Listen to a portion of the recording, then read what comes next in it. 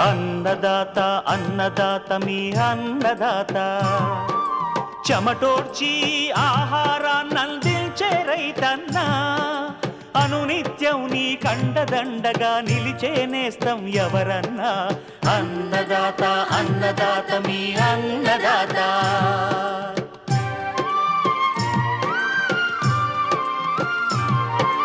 నూతన రీతుల సాగుబడికి, నూరింతలు పెరిగే దిగుబడికి సూచనలిచ్చే సస్య రక్షణకు, పశు పోషణకి శాస్త్ర విజ్ఞానం అందించి ముందుకు నడిపే తెలుగు రైతు భారతదేశానికి మకుటం అయ్యేలా తీర్చిదిద్దే ఆశయంతో మిమ్ము మేలు కొలిపేది అన్నదాత.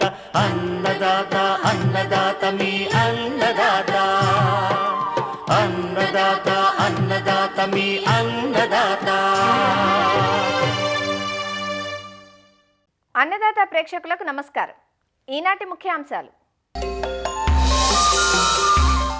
చిలగడ దుంప సాగు విధానం,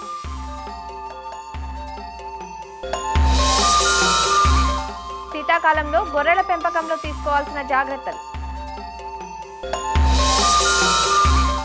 ప్రతికూల పరిస్థితులను తట్టుకుని సత్ఫలితాలనిస్తున్న కూనారం 12,368 వరి వంగడం,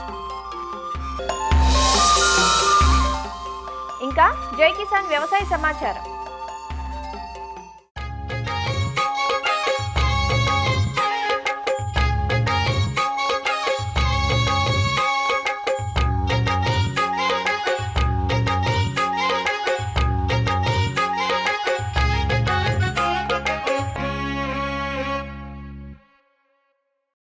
మారుతున్న వాతావరణ పరిస్థితులకు అనుగుణంగా చీడపీడలను తట్టుకొని అధిక దిగుబడినిచ్చే రకాలను సాగు చేసినప్పుడే రైతుకు వ్యవసాయం లాభసాటిగా ఉంటుంది. ప్రాంతాల వారీగా వరిలో ఎన్నో రకాలు సాగులో ఉన్నా ఎప్పటికప్పుడు నూతన వంగడాలను శాస్త్రవేత్తలు విడుదల చేస్తున్నారు. అలా కొత్త రకాల ఎంపికతో, శాస్త్రీయ యాజమాన్య పద్ధతులతో సాగులో ముందడుగు వేస్తున్నారు ఖమ్మం జిల్లాకు చెందిన రైతు ఒకరు. 3వ మినీకిట్ దశలో ఉన్న KNM 12,368 అనే వరి వంగడాన్ని 8 ఎకరాలలో సాగు చేశారు. ప్రొఫెసర్ జయశంకర్ తెలంగాణ రాష్ట్ర వ్యవసాయ విశ్వవిద్యాలయం కూనారం పరిశోధనా స్థానం శాస్త్రవేత్తలు రూపొందించిన ఈ రకం గుణగణాలు, దిగుబడి తీరుతెన్నులు ఎలా ఉన్నాయో రైతు మాటల్లోనే తెలుసుకుందాం.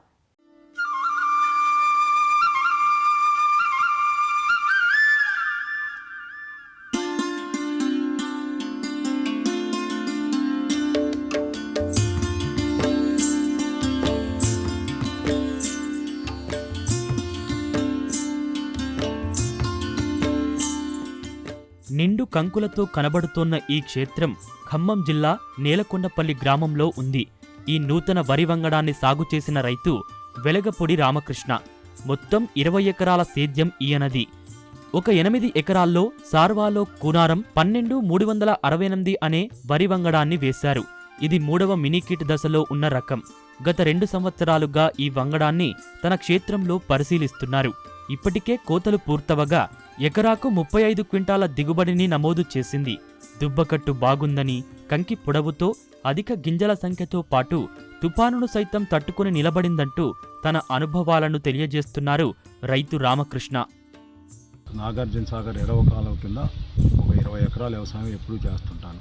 దానిలో నేను ఎప్పుడూ కూడా కొత్త రకాల విత్తనాలు తీసుకొచ్చి ఇవ్వటం జరుగుతుంది. దాంట్లో భాగంగానే ఈ సంవత్సరం 12,368 KNM ఈ రకం 3వ మినికిట్ దశలో ఉన్నది. ఈ గత 2 సంవత్సరాలు కూడా పెట్టాను, కానీ రైతులకి రబీకి ఇవ్వాలనే ఉద్దేశంతో ఈ సంవత్సరం పెట్టి రబీకి ఇస్తున్నా. ఇది అధిక దిగుబడి కలిగిన ఇత్తనం, తక్కువ ఖర్చుతోటి ఎక్కువ దిగుబడినిచ్చే ఇత్తనం కాబట్టి ఇప్పుడు యాసంకి ఇవ్వటం కోసం సిద్ధం చేస్తున్నాం. తుఫానికి లైట్గా ఒరిగిందే కానీ కింద పడలేదు ఈ పొలం. 8 ఎకరాలు ఈ ఇత్తనం వేయటం జరిగింది. 8 ఎకరాల్లో కూడా ఎక్కడో దీని అమ్మటున్న చెట్టు కింద ఉన్నది, గాలి మొదట తగిలి రోడ్డు నుంచి తగిలిన దగ్గర ఒరిగింది, కానీ పొలం ఎక్కడా పడలేదు. దీనికి దుబ్బు శాతం కూడా ఎక్కువ. కంకిలో గింజలు 400 చిల్లర ఉన్నాయి. ఇది పొట్టకుళ్ళు తెగులు తట్టుకొని, ఎండాకులు తెగులను తట్టుకొని పొలంపై పడిపోకుండా కాండం, దృఢమైన కాండంతో దృఢంగా నిలబడి ఉండగలిగే వరి రకం. ప్రతి రైతుకి కూడా అనుకూలమైన విత్తనం. దీని కాల పరిమితి వచ్చేసి 125 రోజులు రబీలో వస్తుంది, 130 రోజులు ఖరీఫ్లో వస్తుంది. ఇది పాము ఇచ్చినదే 30 క్వింటాల్ దిగుబడి సామర్థ్యం కలిగింది. రైతు క్షేత్రంలో ఇంకా పెరుగుద్ది స్వామి, ఎవరికైనా ఏ విత్తనమైనా రైతు క్షేత్రంలో పెరుగుద్ది. ఇది దుబ్బుకి 35 కర్రలు ఉన్నాయి స్వామి, బాగా దృఢంగా ఉన్నాయి. దీనికి పెట్టుబడి నేను దమ్ములో ఒక కట్ట డిఏపి, ఒక అరకట్ట యూరియా వేశాను. దాని తర్వాత ఒక 30 కట్ట చొప్పున యూరియా వేసాను రెండోసారి. అదిగాక యూరియా టైట్ మూలంగా 30 కట్ట వేసాం. మళ్ళీ మూడోసారి అరకట్ట పొటాషు, అరకట్ట యూరియా వేసాం. ఒక్కసారి స్ప్రే చేసా స్వామి. అది కూడా కంపునల్లి కనపడితే, కంపునల్లికి దోమకి చాలా తక్కువ మందు, 250 రూపాయలు, ఎకరానికి 250 రూపాయల మందు, దోమ మందు, అవి రెండు కలిపి ఒక్కసారి స్ప్రే చేసా స్వామి. ఆ స్ప్రే చేసేటప్పటికే ఈని చాలా వరకు తయారైంది. వర్షాల మూలంగా కొద్దిగా ఎత్తు పెరిగింది స్వామి. పైరు పెరిగినా పడలేదు. దీని గొప్పతనం అది ఉంది స్వామి. రైతు ఇది పడుతుందనే భయం లేదు స్వామి. యాసంగిలో ఇంకెత్తు పెరగదు స్వామి, తక్కువ పెరుగుతుంది. వర్షాల మూలంగా ఈ సంవత్సరం పెరిగింది, కానీ ఇది వాస్తవంగా పెరిగే ఇత్తనం కాదు, పొట్టి రకం.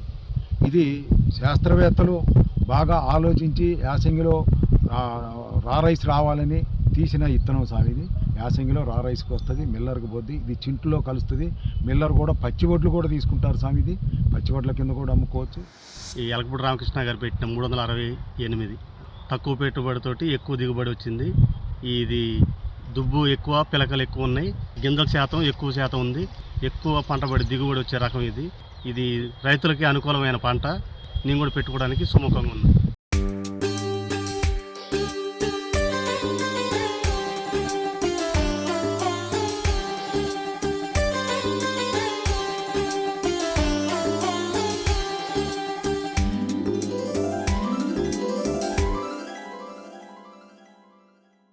తెలుగు రాష్ట్రాలలో సాగు చేసే దుంపల్లో చిలగడ దుంప ఒకటి.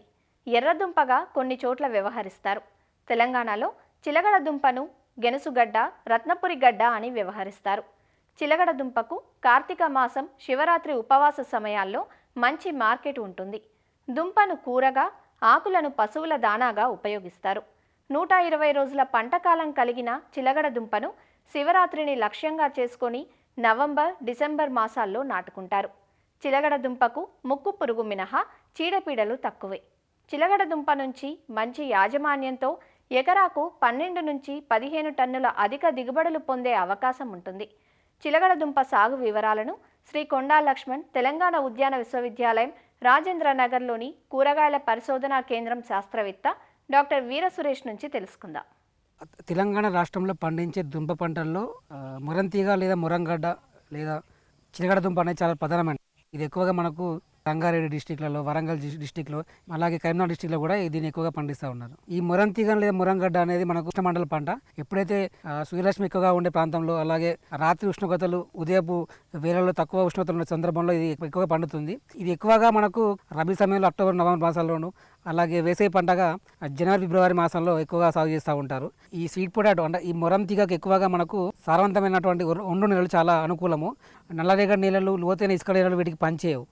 రకాల గురించి మనం తెలుసుకున్నట్లయితే తెల్ల కండ కలిగినటువంటి రకాలు అనగా సామ్రాట్, RNSP1 కానీ ఈ రెండు కూడా మన యూనివర్సిటీ నుంచి విడుదల చేయబడిన రకాలు. వీటి పంటకాలం వచ్చేసి మనకు 120 రోజులు ఉంటుంది. దీని దిగుబడి మనకు 10 నుంచి 12 టన్నుల వరకు కూడా ఎకరానికి దిగుబడి వస్తూ ఉంటుంది. దీంతోపాటు నారింజ రంగు కండ కలిగినటువంటి దుంపలు కిరణ్ అని, భూసన వంటి వెరైటీస్ మనకు అవైలబుల్లో ఉన్నాయి. వీటితో పాటు ఊదా రంగు కండ కలిగినటువంటి దుంపలు ఈ భూకృష్ణ అనే వెరైటీలు మనకు అందుబాటులో ఉన్నాయి. ఈ వెరైటీలు మనకు ఎక్కువగా మనం సాగు చేసుకోవచ్చు. దీనిని తీగల ద్వారా గాను, అలాగే మనము దుంప ద్వారా కానీ నాటుకోవచ్చు. దీన్ని నారుమడి తయారీ విధానం మనం తీసుకున్నట్లయితే దీన్ని రెండు దశలుగా మనం చేసుకోవచ్చు. ఒకటి ప్రైమరీ నర్సరీ. ప్రధాన పంటకు 3 నెలల ముందు దీన్ని ప్రాథమిక నర్సరీని చేసుకోవాలి. దీనిలో 40 కేజీల దుంపలను ఒక ఎకరానికి సరిపెట్టేట్టుగా మనం పెంచుకోవచ్చు. ప్రాథమిక నర్సరీలో 45 రోజుల తర్వాత మనకు నార అనేది పెరుగుతూ ఉంది. ఈ ప్రాథమిక నర్సరీ అయిపోయిన తర్వాత మనం సెకండరీ నర్సరీ, ద్వితీయ నర్సరీలో మనము ప్రైమరీ నర్సరీ నుంచి ఎన్నుకున్నటువంటి మనం నారుని 2వ దశలో మార్చుకోవాలి. ఇక్కడ 60 నుంచి 20 సెంటీమీటర్ల దూరంలో బుదలపై మనం నాటుకున్నట్లయితే 45 రోజులకు ఈ సెకండరీ నర్సరీ కూడా పెరుగుతూ ఉంది. ఈ నర్సరీని మనము ప్రధాన పొలంలో నాటుకోవాలి. నేల తయారీ.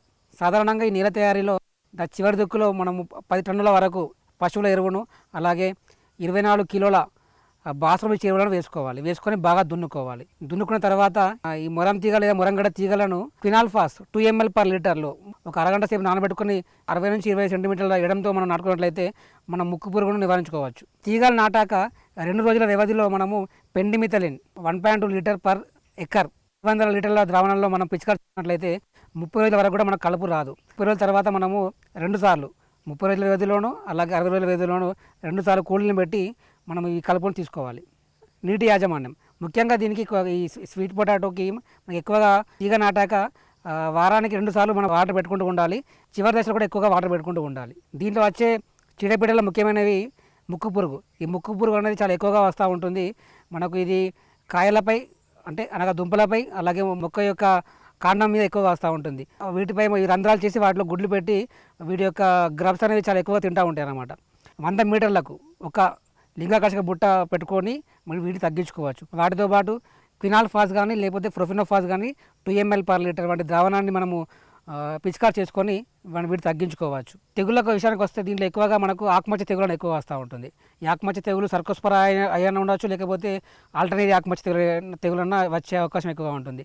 వీటిని నివారించుకోవడానికి క్లోరోథలోనిల్ 2 ml per లీటర్ లేదా కార్బెండజిమ్ 1 గ్రాము 1 లీటర్ నీటికి లేదా carbendazim plus mancozeb 2 gram per litre వంటి ద్రావణాన్ని కూడా పిచికారి చేసుకొని మనం తగ్గించుకోవచ్చు. పంట నాటాక మనకు 4 నెలల వ్యవధిలో ఈ పంట యొక్క ఆకులు కూడా పసుపు పచ్చలో మారిపోతాయి. ఈ దుంపలు అనేవి రెడీ అవుతాయి. అప్పుడు వీటిని మనము పంట కోత చేసుకోవచ్చు. దాని తర్వాత కొంచెం క్లీన్ చేసి మనం మార్కెట్ పంపుకోవచ్చు. ఈ స్వీట్ పొటాటోలో మనము అన్ని యాజమాన్య పద్ధతులను సక్రమంగా పాటించినట్లయితే మనకు 12 నుంచి 15 టన్నులు ఒక ఎకరానికి కూడా మన దిగుబడి కూడా సాధించవచ్చు.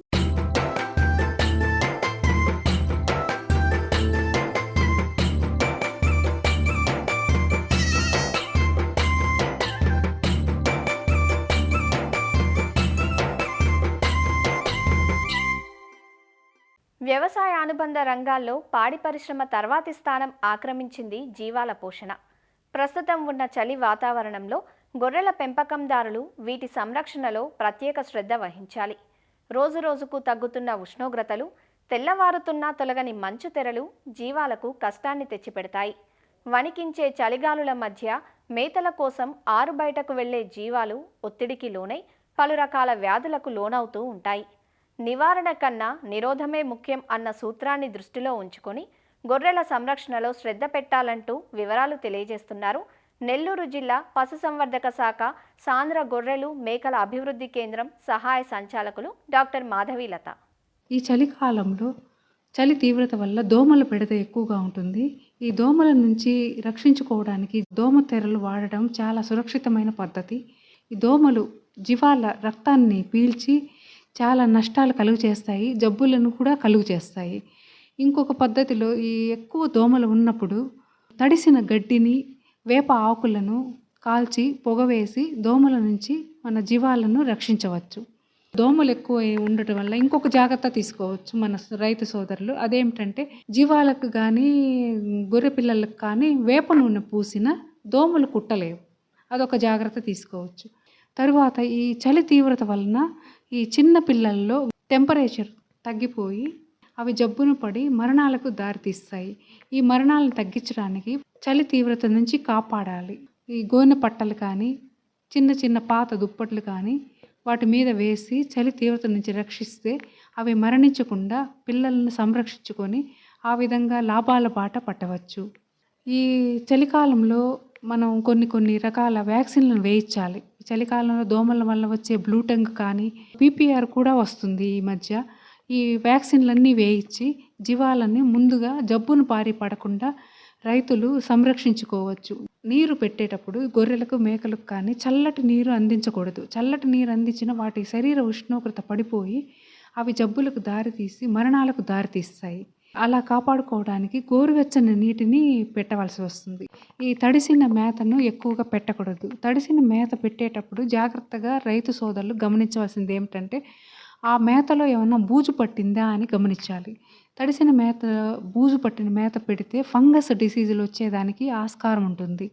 దీని నుంచి కాపాడుకున్నటకు పొడి గడ్డి కానీ పొడి మేతలు కానీ రైతు సోదరులు ఈ జీవాలకి గొర్రెలకి మేకలకు పొట్టేళ్ళకి అందించవలసి ఉంటుంది. ఈ జీవాలను ఈ చలికాలంలో ఎక్కువసేపు బయట మేపరాదు. ఎక్కువసేపు బయట మేపినా చలి తీవ్రతకు అవి జబ్బు బారిన పడతాయి. ఊపిరితిత్తులకు సంబంధించిన వ్యాధులు ఎక్కువ వచ్చే అవకాశం ఉంటుంది. దీని నుంచి కాపాడుకొనుటకు హెచ్ఎస్ వ్యాక్సిన్ జీవాలలో 2 సార్లు వేయించాలి. ముందు ఒకసారి వేయించాలి. 2 వారాల తర్వాత దానికి బూస్టర్ డోసు వేయించవచ్చు. చలికాలంలో ఇంకొక ముఖ్యమైన విషయం ఏమిటంటే నేలంతా వర్షాలతో తడిసి చిత్తడిగా ఉంటుంది. ఈ చిత్తడిలో నడిచిన గొర్రెలు, మేకలు, పొట్టేలు కాళ్ళల్లో పాచి ఏర్పడి అవి కాలు కుంటడము ఇలాంటి జబ్బులకు దారితీస్తాయి. దీన్ని ఫుట్ రాట్ అని కూడా అంటారు. ఈ ఫుట్ రాట్ జబ్బుకు ప్రస్తుతము వ్యాక్సిన్ అనేది లేదు. కాబట్టి మనం ముందు జాగ్రత్తలు తీసుకుంటేనే దీన్ని కాపాడుకోగలము. పొడిగా ఉండే నేలలో ఉంచాలి జీవాలని. చిత్తడి నేలలో ఎక్కువసేపు ఉంచరాదు. ఒకవేళ ఈ చిత్తడిలో తడిచి పాళ్ళు పాచిన జీవాలకి ముందు జాగ్రత్తగా శుభ్రముగా గోరువెచ్చని నీటిలో పొటాషియం పర్మాంగనేట్ 1 చిటికెడు వేసి ఆ నీళ్లతో కడిగిన అది యాంటీసెప్టిక్ లాగా పనిచేసి ఇన్ఫెక్షన్ ఎక్కువ కాకుండా కాపాడి అక్కడ పాచి అనేది నివారించి జీవాలు మామూలుగా నడిచేదానికి దోహదం చేస్తుంది. పెద్ద గొర్రెలు, ఈనిన గొర్రెలు నేల మీద పడుకున్నప్పుడు ఆ పొదుగు ద్వారా బ్యాక్టీరియా లోపలికి చేరి మ్యాస్టైటిస్ జబ్బును కలుగు చేస్తుంది. అంటే పొదుగు వాపు జబ్బు వచ్చిన తర్వాత మనం ఎంతో ఖర్చు పెట్టాలి. కాబట్టి రాకుండా చూసుకోవడానికి పొడి నేలలో ఉంచాలి. ఒకవేళ జబ్బు కనపడే ఏదైనా పొదుగు వాచినట్టుగా గుర్తిస్తే రైతు సోదరులు వెంటనే దాన్ని పశు వైద్య సిబ్బందికి, డాక్టర్లకి తెలియచేసి నివారణ ట్రీట్మెంట్ ఇప్పించాలి. అలా ఇప్పిస్తే జబ్బు ఎక్కువ కాకుండా లాభాలు సాధిస్తారు.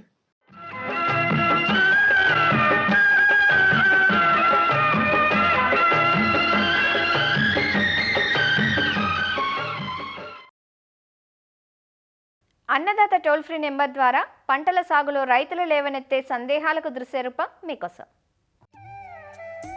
మామిడి తోట పూత దశలో ఉంది.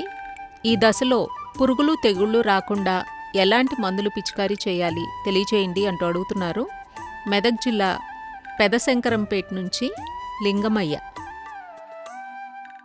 తెలుగు రాష్ట్రాల్లో బండే ప్రధానమైన పండ్ల తోటల్లో మామిడి ప్రథమ స్థానాన్ని ఆక్రమించింది. ఇది పండ్లల్లో రారాజుగా పిలువబడుతున్నది. మామిడిని గమనించినట్లయితే తేనెమంచు పురుగు, నల్లతామర పురుగుల వలన రైతులు నష్టాలకు గురవుతున్నారు. తేనెమంచు పురుగుకు డిసెంబర్ నుంచి ఫిబ్రవరి వరకు తేనెమంచు పురుగు ఉధృతిని మేము ఎక్కువగా గమనించడం జరిగింది. తేనెమంచు పురుగును మనం గమనించినట్లయితే ఇది లేత ఆకుల మీద రసాన్ని పీల్చడం వలన ఆకుల చివర్లు ఎరుపు వర్ణానికి మారిపోతాయి. ఆ తర్వాత ఇది పూత, పూకాడలు, తర్వాత పిందెల మీద కూడా రసాన్ని పీల్చడం వల్ల ఆ పూత రాలిపోతుంది, పిందె రాలిపోతుంది, మరియు పూకాడలు కూడా రాలిపోతున్నాయి. తేనె లాంటి పదార్థాన్ని విసర్జించడం వలన ఇది తీయగా ఉంటుంటే ఆ తీయని పదార్థానికి ఆకర్షించి చీమలు వస్తాయి. మరియు క్యాప్నోడియం అనే ఫంగస్ దాని మీద డెవలప్ అయ్యి మనకు మసిమంగులాగా ఆకులన్నీ కూడా వచ్చేస్తాయి. ఇంకోటి మనం ప్రధానంగా గమనించినట్లయితే పొలంలోకి వెళ్ళినప్పుడు ఉదయం ఎండకు తేనె ఆకుల మీద తేనె ఉండటం వలన ఆకులు అన్నీ కూడా మెరుస్తూ ఉంటాయి. అటువంటి చెట్లలో తేనెమంచు పురుగు సోకినట్టు మనం గమనించవచ్చు. దీన్ని కంట్రోల్ చేయాలంటే మనము లీటర్ నీటికి 0.4 గ్రాముల డైనోటెఫ్యూరాన్ లేదా 0.5 మిల్లీలీటర్ల ఇమిడాక్లోప్రిడ్ లేదా 0.6 గ్రాముల థయోమిథాక్సమ్ లేదా 1.5 మిల్లీలీటర్ల బిప్రోఫెజిన్ కలిపి చెట్టంతా కూడా ఆకులు, కొమ్మలు, కాండం మొత్తం తడిచేటట్లు 10 రోజులకు ఒకసారి మార్చి పిచికారీ చేస్తున్నట్లయితే గిన ఈ తేనెమంచు పురుగు ఉధృతి నుంచి మనం మామిడి తోటను కొంతవరకు కాపాడుకోవచ్చు. తేనెమంచు తర్వాత ఎక్కువ గమనిస్తున్న మరొక పురుగు వచ్చి నల్లతామర పురుగులు. ఈ నల్లతామర పురుగులు ఆశించినప్పుడు ఏంటంటే లేత ఆకులను సోకినప్పుడు వెనక సిల్వర్ మచ్చలు వచ్చి ఉంటాయి. మొత్తం రసాన్ని గుంజడం వలన లేత ఆకులన్నీ కూడా వెనక్కి వంగిపోయి ఉంటాయి. నల్లతామర పురుగులు మరియు మామూలు తామర పురుగులు కూడా పూత, పూకాడలు, పిందె మీద గోకి రసాన్ని పీల్చడం వలన ఏమవుతుందంటే ఆ పూత రాలిపోతుంది, పిందె మరియు పూకాడలు కూడా రాలిపోయి నష్టం కలుగజేస్తుంది అన్నమాట. నివారణకు లీటర్ నీటికి 0.3 గ్రాముల పైమెట్రజైన్ లేకపోతే 0.4 గ్రాముల డైనోటెఫ్యూరాన్ లేకపోతే 0.5 మిల్లీలీటర్ల ఇమిడాక్లోప్రిడ్ లేదా 0.6 గ్రాముల థయోమితాక్సమ్ లేకపోతే 2 మిల్లీలీటర్ల ఫిప్రోనిల్. మనం ఈ మందులను మార్చి 10 రోజులకు ఒకసారి పిచికారీ చేసుకున్నట్లయితే గిన మన నల్ల తామర పురుగులను అదుపులో ఉంచుకోవచ్చు. తర్వాత తెగుళ్ళ విషయానికి మనం గమనించినట్లయితే గిన ప్రస్తుతం చలి ఎక్కువగా ఉండటం, ఉదయం పూట మంచు కురవటం వలన ప్రధానంగా బూడిద తెగులు మరియు యాంథ్రాక్నోస్ పక్షికన్ను తెగులు ఉధృతిని ఎక్కువగా గమనించడం జరిగింది. యాంథ్రాక్నోజు తెగులు సోకినప్పుడు ఏంటంటే చిన్న మచ్చలు పూకాడల మీద ఏర్పడి పూత రాలిపోతుంది. లీటర్ నీటికి 1.5 మిల్లీలీటర్ హెక్సాకోనజోల్ లేదా 2 గ్రాముల కార్బండజమ్ మ్యాంకోజెబ్ మిశ్రమాన్ని మార్చి మనం పిచికారీ చేసినట్లయితే గిన మనకు తెగుళ్ళు అదుపులో ఉంటాయి. బూడిద తెగులు సోకినప్పుడు ఏంటంటే పువ్వుల మీద పూకాండం మీద బూడిద లాంటి పదార్థం ఏర్పడి తర్వాత అదంతా కూడా పూత రాలిపోతుంది. మనం బూడిద తెగులను గమనించినట్లయితే లీటర్ నీటికి 1.5 మిల్లీలీటర్ల హెక్సాకోనజోల్ లేదా 1 గ్రామ్ మైక్లోబిటానిల్ లేదా 1 ml అజాక్సిస్ట్రోబిన్ కలిపి మనం మార్చి పిచికారీ చేసుకున్నట్లయితే గిన మనకు బూడిద తెగులను నివారించుకోవచ్చు. మామిడిలో సాధారణంగా కూడా పూత పిందె రాలుతుంటుంది. అంటే మనం ఒక పూకాడని తీసుకున్నట్లయితే 98% మనకు మగ పూత ఉంటుంది. ఈ పూత అంతా కూడా రాలిపోతుంది. మిగతా 2% మాత్రమే మనకు ద్విలింగ పుష్పాలు ఉంటాయి. ఈ ద్విలింగ పుష్పాల్లో మనకు ఒక కాడలో వచ్చి 10 నుంచి 20 పిందెలు పట్టే అవకాశం ఉంది. దాంట్లో కూడా మొత్తం ఈ మిగతా పిందెలన్నీ రాలి 2 నుంచి 3 పిందెలే మనకు నిలబడే అవకాశం ఉంటుంది. కాబట్టి సాధారణంగా పూత రాలటం అనేది మామిడిలో సహజమే. ఈ టైంలో పూత పిందె రాలకుండా పిందె సెట్ కావటానికి మనము లీటర్ నీటికి 0.2 మిల్లీలీటర్ల ప్లానోఫిక్స్ అనగా నాఫ్థాలినిక్ అసిటిక్ యాసిడ్ మరియు 1.5 గ్రాముల బోరాన్ కలుపుకొని ఈ ద్రావణం చెట్టంతా తడిచేటట్టు పిచికారి చేసినట్లయితే గిన జొన్న గింజ సైజు రాగి గింజ సైజులో ఉన్న పిందె రాలకుండా నివారించడానికి అవకాశం ఉంటుంది. అయితే ఇప్పుడు మనము పురుగు మందులు పిచికారీ చేసేటప్పుడు పురుగు యొక్క లేక తెగులు యొక్క తీవ్రతను గమనించి మాత్రమే మనం పిచికారీ చేసుకోవాలి. ఎక్కువ పురుగు మందులు పిచికారీ చేయటం వల్ల కూడా నష్టం ఉంది. ఎందుకంటే పూత అంతా కూడా పిందెగా మారడానికి తేనెటీగలు మనకు పాలినేటర్స్గా పనిచేస్తాయి. చీడపీడల తీవ్రత లేనప్పుడు కూడా మనం పురుగు మందులు పిచికారీ చేసినట్లయితే అయినా ఈ పాలినేటర్స్ ఎఫెక్ట్ అయ్యి మనకు పూత పిందెగా మారటానికి కష్టంగా ఉంటుంది. కాబట్టి ఎప్పటికప్పుడు మామిడి పూత పిందెను గమనించుకుంటూ తెగులు మరియు చీడపీడల యొక్క ఉధృతిని గమనిస్తూ మనం సస్యరక్షణ చర్యలు చేపట్టినట్లయితే మనకు ఈ సంవత్సరం పూత పిందె నిలబడి మంచి పంట వచ్చే అవకాశం ఉంటుంది.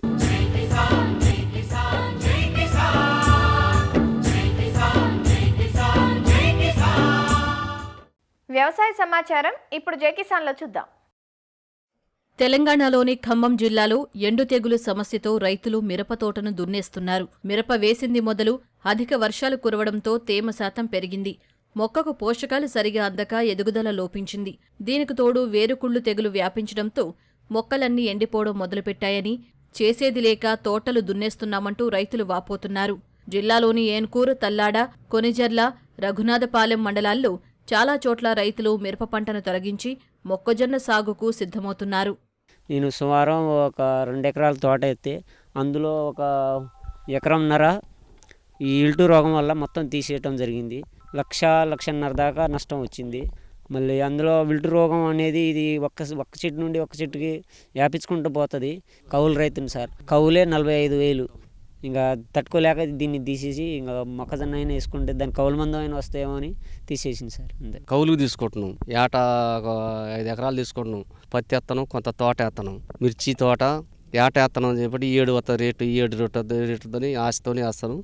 ఈ ఎర్ర నల్లి, కుళ్ళుడు, ఏరు పురుగు, చెట్టు సరిగా ఆరోగ్యంగా లేక వేసి పెట్టుబడులు మొత్తం వేసిన తర్వాత బాగా తోట బాగాలేక మళ్ళీ దున్నేయటం జరుగుతుందండి సార్.